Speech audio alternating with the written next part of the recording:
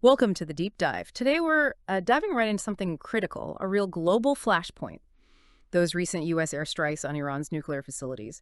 Our goal here for you is to really unpack the sources we've got, understand what exactly happened with these strikes, the immediate global reaction, and, what this all means going forward. Okay, let's unpack this. Yeah, this is definitely more than just another news headline. It feels like a significant escalation. What we're seeing from the sources points to really high stakes, major geopolitical implications, not just for the Middle East, but, well, everywhere.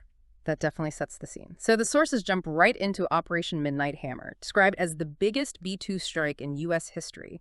Can you maybe break that down a bit? What does a B-2 Spirit strike like this involve? And these GBU-57 MOPs, the bunker busters, why are they so important for hitting places like Fordo, Natanz, and Isfahan? Well, a B-2 strike of this size is incredibly rare. You just don't see it often. These are stealth bombers, right? Designed to get past heavy air defenses. And the GBU-57, the MOP, it's built specifically for targets buried deep underground hardened facilities, like Fordo, which is famously built into a mountain. So when reports say extremely severe damage or even obliterated, that's a serious assessment for targets like that. Absolutely. Especially for Fordo. Yeah. Obliterated suggests they believe the core facility is essentially gone. Natanz is their main enrichment site, and Isfahan has key research centers, hitting all three basically at once with that kind of weapon.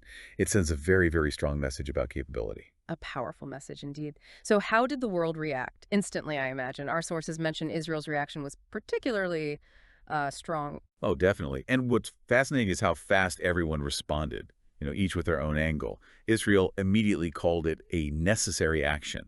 They framed it as countering an existential threat.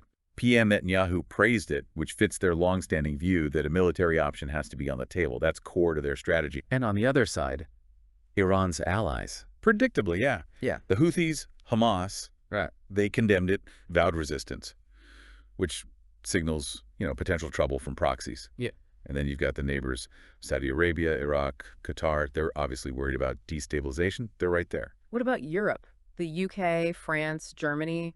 Our sources say they were more cautious, called for restraint. That's right. Much more nuanced. They called for restraint, pushed for diplomacy, even while saying, look, we share concerns about Iran's nuclear program. The UK's Keir Starmer, for example, supported the goal, no nuclear Iran, but stressed diplomacy first. That kind of reflects Europe's general desire to de-escalate, to keep talks possible somehow. A different tune from Russia, though. Completely different. Russia condemned it flat out, called it a violation of international law.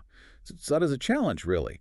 And the UN Secretary General, Guterres, warned about catastrophic consequences, highlighting the huge risks involved. Okay, so the world's reacting, tensions are high.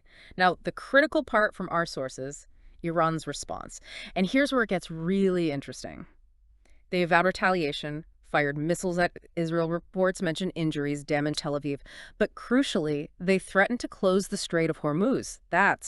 That's a huge deal, historically. It absolutely is. That threat to close the Strait of Hormuz, that's where this whole thing could spiral. We're talking about, roughly a fifth of the world's daily oil supply passing through that narrow channel? Exactly. So any closure or even a serious attempt. It would send shockwaves. Oil prices would likely spike, potentially destabilizing the global economy. Yeah. It affects everyone far beyond the region. And the U.S. warning back of far greater force if they try. Right. It shows how high the stakes are in this particular standoff. Yeah. It's a direct threat and counter threat over a vital global artery. And, beyond the immediate military back and forth, these strikes really damage any prospect of nuclear diplomacy. It's hard to see Iran coming back to the table now without some kind of major retaliation first. Even though the U.S. says it wasn't about regime change. The Pentagon stressed that, yes. They frame it as peace through strength, purely neutralizing the nuclear threat, not aiming to overthrow the government. But the effect is this massive escalation, potential regional war involving proxies like Hezbollah, and this huge economic risk via Hormuz. It's a complex, dangerous gamble. So let's try to wrap this part up. We've looked at Operation Midnight Hammer, this huge B-2 strike, the global reactions from strong support to condemnation, and Iran's very serious counter threats, especially concerning the Strait of Hormuz. It's clearly a very fluid, very complex situation with potentially massive consequences. It really is. And it leaves us with a fundamental question, I think, something for you, the listener, to really consider.